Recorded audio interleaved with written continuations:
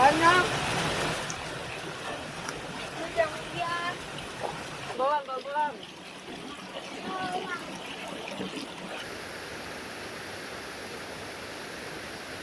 Wala tubadzir tabdzira innal mubadzirina kana ikhwana syayatin gitu.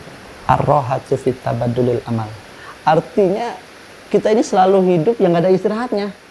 Misalnya kita sholat subuh nih, habis sholat subuh kita nggak ngapa-ngapain, nah itu berarti orang yang malas. Apa itu? At-tanazut tadi kita mengisi waktu kita di hari liburan dengan tujuan tadi dia untuk mensyukuri atas apa yang diberikan oleh Allah itu. Rasulullah menempatkan dirinya itu Menempatkan dirinya sebagai manusia biasa aja. sebagai manusia biasa saja, tapi dia juga sebagai seorang Rasul utusan Allah. Ketika dia jadi manusia itu bisa dicontoh. Bismillahirrahmanirrahim. Assalamualaikum warahmatullahi wabarakatuh. Gimana kabarnya Ustaz Fauzan? Alhamdulillah saya baik Mas Agung. Jangan sampai kita lupa nanyain kabar. Iya betul. Baik. Sharing bahwa saya tuh ada dua anak perempuan, satu itu SMA, satu SMP. Terus kemudian kita coba untuk selalu membiasakan diri lah katakan, membiasakan diri melakukan hal tertentu lah katanya sesuai yang insya Allah kita arahin ke sehal kebaikan. Nah, tipsnya gimana sih untuk agar anak itu tetap istiqomah dalam arti kebiasaan-kebiasaan yang baik yang kita contohkan, yang kita arahkan itu ketika dia sudah umurnya bertambah, otomatis tetap jalan lah katanya. Gimana? Iya. Jadi memang Rasulullah ini kan selalu memberikan motivasi kepada anak-anak itu untuk dia tahan banting ya, supaya mentalnya kuat dan dia disiplin gitu kan. Tapi tetap artinya Rasulullah menyuruh pada seorang pemuda itu jangan sampai dia terlalu berlebihan, misal dalam berpakaian, gitu kan. Artinya dia harus tetap sederhana, gitu kan. Karena memang orang Islam itu tidak boleh berlebih-lebihan. Wala tubadzir tabdzira innal mubadzirina kana ikhwana syayatin, gitu kan.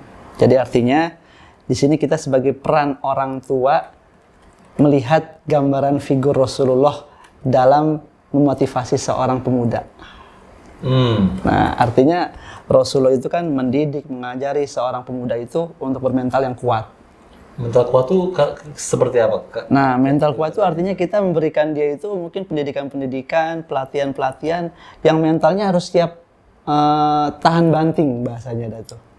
Nah, artinya ketika dia itu jangan mudah baper lah gitu kan. Jangan sampai artinya manja gitu kan. Artinya dinasehatin dikit dia tidak mau gitu. Nah, ini. Jadi anak-anak yang sekarang ini dia harus siap gitu kan dengan diberikan nasihat-nasihat yang baik gitu kan. Jangan sampai dia ketika diberikan nasihat dia malah melawan, membentak dan sebagainya.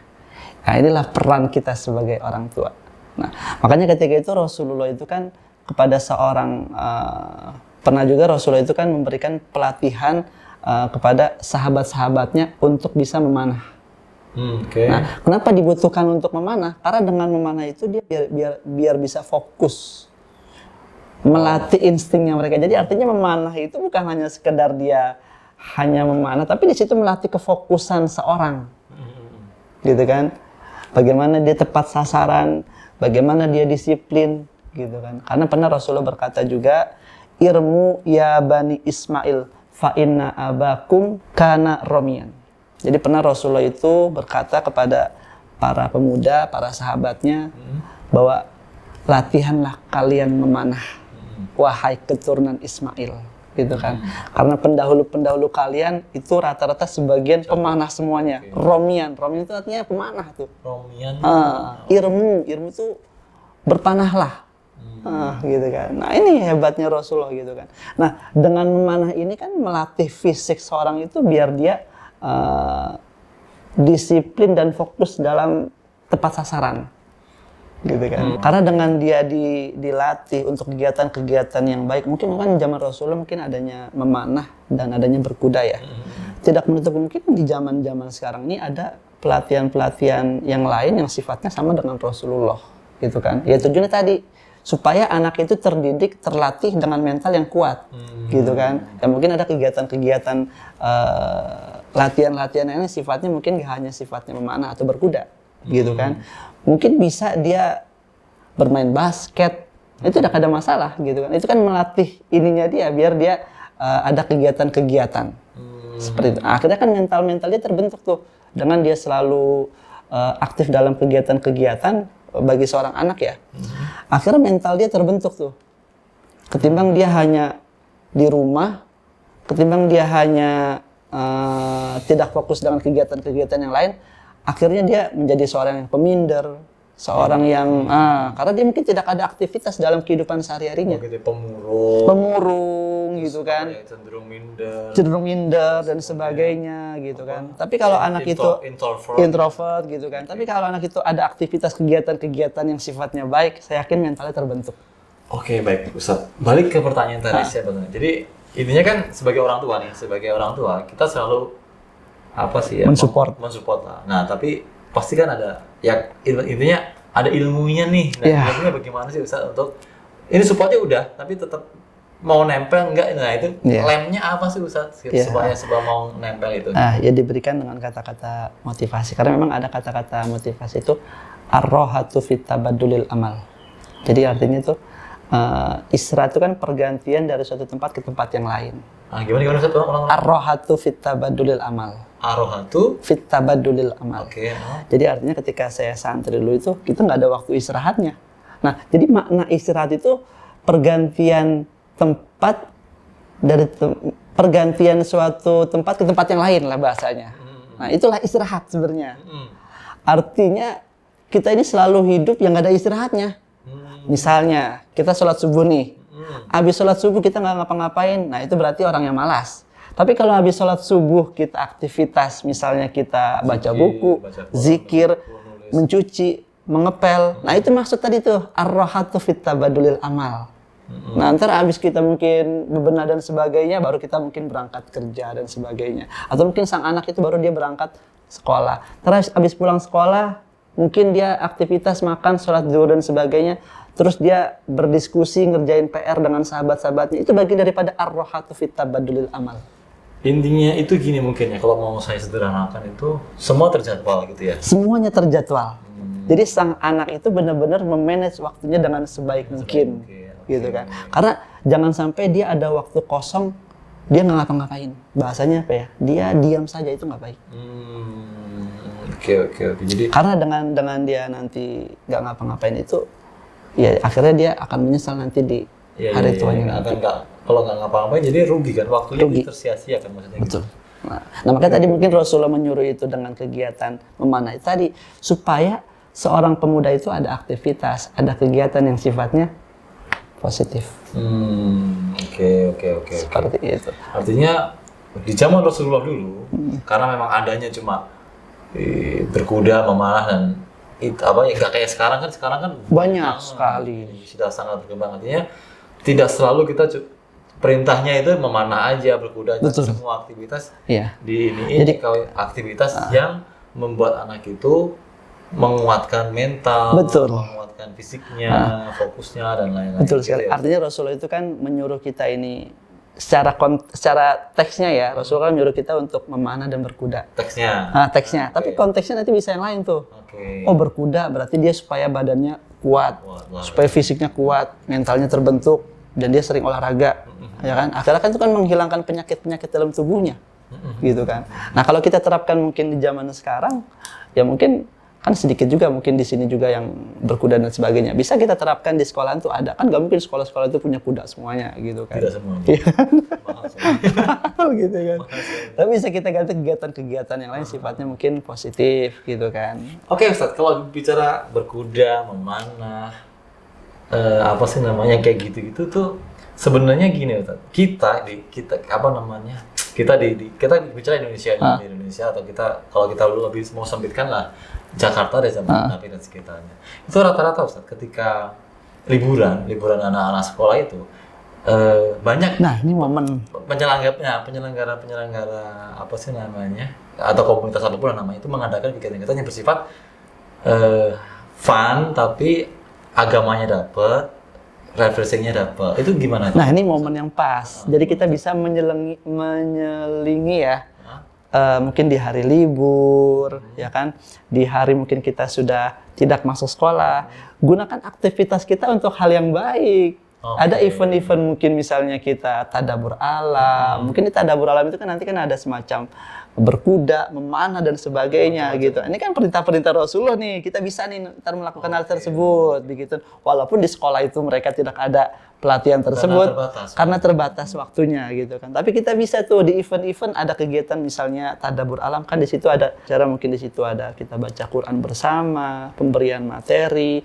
ada gamenya juga, ada outboundnya juga. Nanti di situ ada ini kan perintahnya Rasulullah nih gitu kan. Seperti itu. Artinya memang Rasulullah itu jangan sampai kita ini vakum atau berhenti tidak ada kegiatan. Oke, libur bukan berarti tidur ya? Tadi itu maksud, itu yang tadi dimaksud ar-rahatu fit tabadulil amal. Itu maknanya di situ. Gitu. Ar-rahatu fit tabadulil amal. Jadi artinya kita terus harus ada aktivitas gitu kan, harus ada kegiatan gitu kan. Makanya seorang yang pekerja pun ketika dia diniatkan untuk mencari nafkah dan memberikan nafkah kepada keluarganya, itu bagian daripada jihad fisabilillah. Gitu kan. Misalnya seorang ayah, dia diniatkan untuk bekerja dan sebagainya. Itu bagian daripada jihad fisabilillah. Nah, kembali kepada yang tadi bahwa ya mungkin sahabat Medina nanti mungkin bisa tuh kalau ada event-event dari kita di Medina ini, insya Allah akan ada acara ya. Akan ada acara ya mungkin di Desember nanti kita akan ada namanya apa? Camp ya. Camp Islami. Semacam tadabbur alam. Berkeluarga, sekeluarga. Iya, insya Allah berkeluarga begitu kan. Intinya ini Ustaz, maksud saya gini, kan kalau kita bilang tadi apa ya, kuat mental itu kan tidak selalu dari sekolah, tidak selalu harus dari orang tuanya gitu. Iya. Kadang kan, ya saya merasakan keterbatasan itu, keterbatasan. Oh iya, betul. Nah, kan? Jadi mungkin kalau apa sih, saya berpikir apa ya, gini loh. Orang-orang tua ini, orang-orang tua semacam saya itu wajib nggak sih atau boleh nggak sih gitu meluangkan waktu gitu untuk, yuk nak liburan ke sini, yuk nak, oh ini ada momentum bagus nih gitu. Jadi ada apa, kalau saya berpikir itu investasi gitu. Oh iya. Anaknya gimana menurut Anda? Itu boleh, bahkan itu dianjurkan dalam Islam. Itu namanya at-tanazuh. Apa itu? At-tanazuh tadi kita mengisi waktu kita di hari liburan dengan tujuan tadi dia untuk mensyukuri atas apa yang diberikan oleh Allah. Itu namanya at-tanazuh. At-tanazuh tadi dia mungkin dia berpergian dari suatu tempat ke tempat yang lain. Itu namanya at-tanazuh. Dengan tujuan maksudnya tadi untuk mendekatkan diri kepada Allah Subhanahu wa taala. Nah, jadi itu dibolehkan tuh namanya at-tanazuh. Gitu kan? At-tanazuh. Jadi at-tanazuh itu ya tadi ketika kita liburan sekolah, kita mengikuti event-event, terus kita mengadakan kegiatan yang baik di suatu tempat, ya tidak ada masalah. Termasuk tadi tadabbur alam, atau mungkin camp Islami, camp Quran, itu bagian daripada at-tanazuh.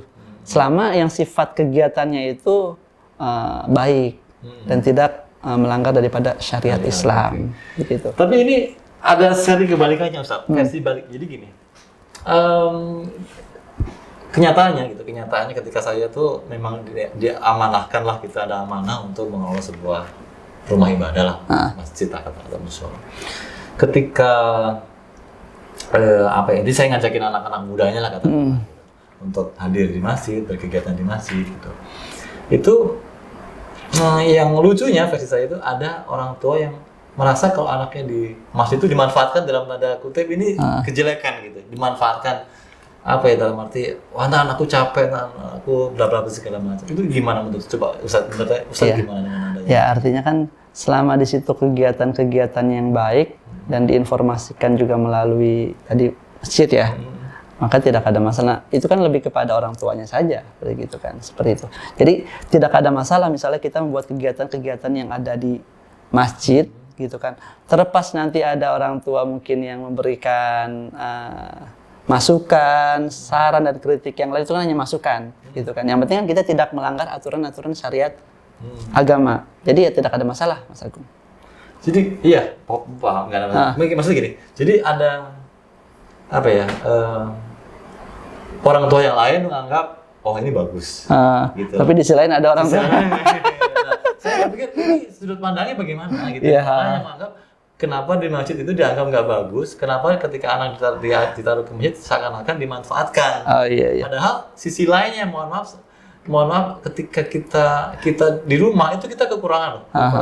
Artinya bagaimana kita menyikapi orang tua tersebut ya, Iya. yang selalu menganggap bahwa ini tuh baik loh sebenarnya kalau anak tuh dibawa ke masjid dan sebagainya, tapi masih dipandang sebelah mata mungkin gitu kan, seperti itu kan. Nah artinya sih terlepas dari itu ya, ini bukan hanya di masjid sini saja. Artinya bukan hanya di satu masjid itu aja ya. Artinya di masjid manapun ada saja sih yang seperti itu, pasti ada aja. Pro kontranya ada aja gitu. Tinggal bagaimana kita menyikapi dari suatu permasalahan tersebut. Artinya tadi seperti saya bilang gitu kan. Ya selama itu tujuannya baik tidak ada masalah. Apabila ada masukan dan saran kritik, ya tadi sih lebih kepada kitanya saja. Gitu kan. Mungkin kita bisa bilang kepada orang tuanya bahwa tujuan dan maksud kami itu tidak ada unsur-unsur yang lain kecuali hanya mengharap ridhonya Allah Subhanahu wa taala. Itu saja. Baik. Pentingnya membuat anak kita itu punya mental baik ya. Betul. Mental kuat gitu kan. Tahan banting. Artinya tuh punya pendirian, nggak ikut selalu kata temanku ya gitu. Nah iya. Kata guruku ya gitu. Kata ustazahku ya. Bukan berarti kata ustazah itu salah, bukan berarti kata guru itu salah atau tidak salah. Cuma bagaimana anak itu bisa punya pendirian dalam tanda kutip, bisa memetakan bahwa oh ya si A ini ngomongnya benar, si B itu ngomongnya bisa diambil dan si C itu ngomongnya nggak bisa diambil. Itu gimana?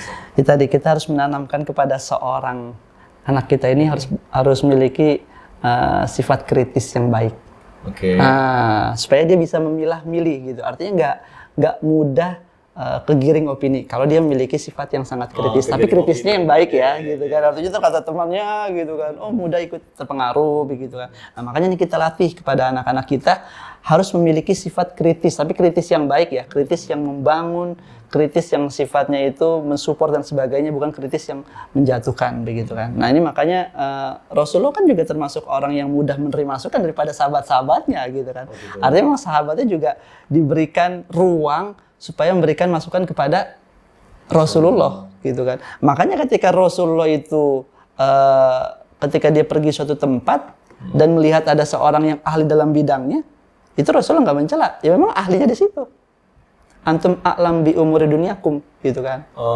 Oke. Waktu Rasulullah nanam kurma kalau nggak salah itu. Iya, gitu kan. Ada seorang tukang kebun yang ahli dalam bidangnya. Ya Rasulullah juga nggak terlalu Rasulullah bahkan mensupport dia bahwa dia ahli dalam bidangnya. Kalau saya bukan di sini, gitu kan, seperti itu. Kalau Rasulullah mungkin ahli dalam bidang keagamaannya, ubudiyahnya dan sebagainya. Tapi untuk masalah dunia bercocok tanam, serahkan sama ahlinya. Gitu. Walaupun Rasulullah sebagai seorang pemimpin, kan nggak semuanya Rasulullah itu ahli semuanya. Artinya sebagai seorang manusia ada kelebihan dan kekurangannya. Oke. Oh, artinya gini, Rasulullah itu menempatkan dirinya sebagai manusia biasa aja. Sebagai manusia biasa saja, tapi dia juga sebagai seorang Rasul utusan Allah. Oke. Artinya ketika dia jadi manusia itu bisa dicontoh. Jadi contoh. Gitu, ketika jadi Rasul itu pilihan. Iya. Pilihan sama Allah, beda cerita. Beda cerita gitu kan. Sahabat Medina, memang dilema nih ketika sisi lain kita harus punya anak dalam tanda kutip ini yang tahan mental, terus punya pendirian yang kuat, tapi sisi lain ketika kita ini Ustaz, ketika dalam prosesnya itu pasti bukan cuma lingkungan, tapi anaknya sendiri kadang-kadang nolak. Nolak dalam tanda kutip, merasa aku kok gini mulu sih ya gitu. Ini ada itu gimana versi Ustaz? Ya, kalau saya hanya melihat nanti perkembangan anak itu nanti kalau sudah di atas 16-17 ya, itu bakal kelihatan. Artinya nanti selama di bawah usia tersebut kita selalu memberikan nasihat-nasihat yang baik kepada seorang anak itu, gitu kan. Mulai dari agamanya, dari ubudiyahnya, dari rasa iman ketakwaannya, itu harus tanamkan tuh dari usia 15 tahun ke bawah, gitu kan. Nah nanti kalau sudah di atas usia 16 tahun ke atas, silahkan dia artinya memiliki argumentasinya untuk memilah-milih mana yang terbaik bagi dia. Itu karena usianya gitu. Usianya. Jadi kita boleh memberikan arahan kepada dia sebagainya gitu kan. Nah, nanti kalau udah usia 16 tahun ke atas itu silahkan dia. Kita kan sudah berusaha kan memberikan nasihat ini yang terbaik buat engkau. Tapi belum juga terbaik buat sang anak itu. Ya, artinya kan kita mungkin punya harapan semoga anak ini menjadi seperti ini gitu kan. Tapi kan sang anak juga punya pilihan dalam kehidupannya. Gitu kan. Seperti itu. Nah, ini jadi kalau kita bicara masalah pilihan, ikut pilihan anak atau ikut pilihan kita sebagai orang tuanya. Ya, nanti kita lihat dulu. Artinya gini, kita melihat sang anak ini punya bakat atau bahasanya itu dia punya keinginan di mana. Kalau anak punya bakat dan dia cenderung kepada yang diinginkan, itu tidak ada masalah.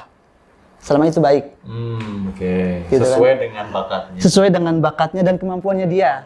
Gitu kan? Jadi misalnya dia memang dianugerahi punya kemampuan yang baik dan mungkin dia cepat menghafal. Walaupun kita pengennya dia menjadi seorang hafiz Quran gitu kan. Tapi tiba-tiba memang dia bakat dan minatnya itu di tempat lain yang dia punya. Nah, itu tidak ada masalah, Mas Agung. Contoh tempat lain itu apa? Misalnya dia bukan seorang penghafal Quran ya. Tapi dia seorang yang mungkin ahli di bidang arsitek dan dia lebih suka tuh.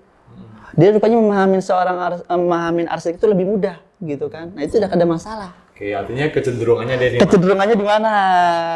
Jadi kesukaannya dia di mana? Kesukaannya dia di mana gitu kan. Dia lebih mudah untuk belajar, memahami dan lain-lain. Betul. Artinya kita juga nggak bisa memaksakan. Memang pengennya kita anak menjadi yang seperti ini. Cuma memang bakat jadi kayak nggak di sini nih kayaknya nih. Artinya sebagai orang tua kita harus paham juga ya. Paham juga gitu kan. Ya kita juga berharap kita sebagai orang tua bisa masuk di yang kita inginkan gitu kan. Tapi kalau tiba-tiba cocok nih antara anak dengan orang tua, itu alhamdulillah banget, itu suatu anugerah itu. Doa kita luar biasa gitu kan. Kan seperti itu. Itulah. Oh gitu jadi. Baik. Jadi sobat-sobat Madinah semua memang tidak ini ya. Bukan hal yang mudah lah kata-kata. Bukan hal yang mudah untuk tadi keinginan orang tua dan anak itu sama. Terus kemudian bukan hal yang mudah juga untuk mengkondisikan anak kita tuh punya satu tadi lagi sesuai dengan temanya mental yang kuat. Pendidikan yang kuat dan luar biasa gitu, sesuai dengan ajaran agama ini. Cuma apapun juga itu ya perlu kita usahakan. Betul. Gitu. Terus terakhir nih Ustaz.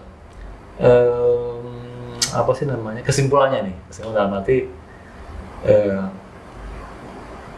Allah atau Rasulullah katakanlah itu sudah mencontohkan gitu. Harusnya sebagai anak atau sebagai orang itu harusnya begini-begini, sebagai orang tua harusnya begini-begini tentang ketika dia dalam proses berkehidupan katakanlah gitu. Nah terus kemudian dari sudut pandang agama lah katakanlah, step-stepnya seperti apa? Step-stepnya, terus kemudian ketika ketemu permasalahan seperti apa cara solusinya katakanlah, gimana Ustaz? Ya, artinya sebagai orang tua ini kan kita kan kullu mauludin yuladu ala fitrah ya. Setiap anak itu kan lahir dalam keadaan suci. Fa abawahu yuhawidunahu au yunasyirunahu au yumajusunahu gitu kan. Jadilah ya orang tua itulah yang menjadikan dia itu Yahudi, Nasrani dan Majusi gitu kan. Nah, artinya di sini kan kita sebagai orang tua ini bisa berperan penting untuk seorang anak untuk demi masa depannya. Dari fase-fase dia mungkin masih TK, SD, SMP, bahkan sampai SMA pun, bahkan sampai perguruan tinggi. Ini peran penting sebagai orang tua sangatlah penting. Gitu peran kan. Sebagai orang tua sangat penting. Untuk memberikan pendidikan, pengajaran kepada seorang anak. Gitu kan. Namun kita juga tidak boleh memungkiri bahwa seorang anak itu pasti dia punya pertemanan di luar, punya persahabatan di luar, yang dimana itu ada masukan-masukan dari rekan dan sahabatnya, gitu kan, atau mungkin dari gurunya, gitu kan, atau mungkin dari organisasinya, atau mungkin dari lembaganya dan sebagainya. Dan kita sebagai orang tua, kita hanya bisa memberikan support yang terbaik kepada seorang anak tersebut. Apapun pilihan bagi seorang anak, itu adalah pilihan yang terbaik, selama tidak bertentangan dengan agama. Sederhana sebenarnya kalau saya mau boleh simpulkan mah intinya apapun itu boleh kecuali yang dilarang. Betul. Gitu sederhananya gitu. Ya kita tetap mengusahakan lah. Jadi kita maju bareng-bareng, kita usaha bareng-bareng untuk apa namanya? Untuk kebaikan sang anak. Oke, baik Ustaz, terima kasih. Assalamualaikum warahmatullahi wabarakatuh. Waalaikumsalam warahmatullahi wabarakatuh.